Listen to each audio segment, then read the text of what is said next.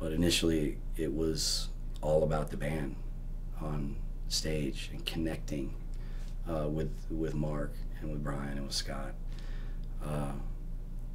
and trying to reclaim that connection that we had on stage when everything was great, you know, which was the majority of our time together. One of the driving forces for us doing this is to kind of redeem the sour taste that was left in everybody's mouth from 2002. And also to, you know, to prove that we're not, it's not just a reunion tour. We're not just coming out just to try to make a bunch of cash and then disappear. You know, we put our heart and soul into making a record, and like we talked about, I really do think it's one of the best things that we've ever done, and to prove that, you know, we're still relevant in 2009, 2010, 2015, 2020 if we choose to, you know, to take our career that far.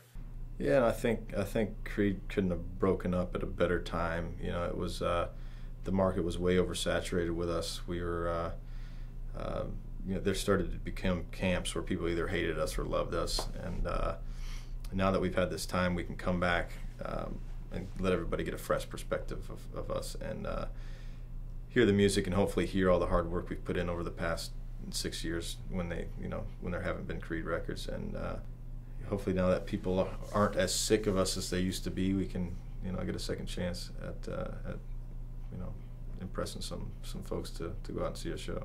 But at this point in my life and at this stage in the game and how far we've come to get it back to that day, that time, with everything that was at stake, because really every show we do, there's something at stake. Every day there's something at stake with every decision that we make and with every show that we do.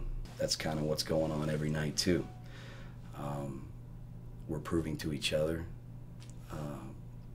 consistency and dependability and what we're going to bring to the show every night, and also we're proving to the fans that, you know, this is the real deal.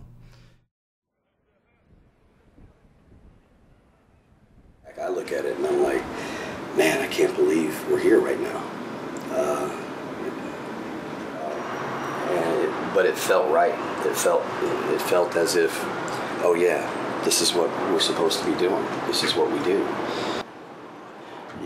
But in 2002, it just got, it was just some tough times, and we had done a record one after the other, and continued to tour, and you know, fell into some things by some of our own decisions that really we had dropped the communication.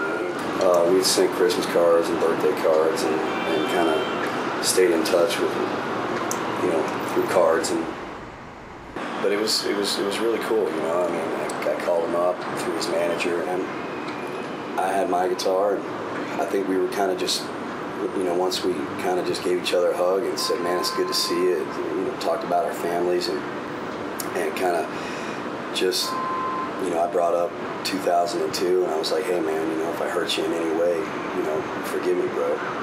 And he said the same, and we just went right into sitting down and just sharing ideas. Hey, look what I wrote. Hey, you like this? You like that? The same thing that we did, you know, when we were in college. When we first decided to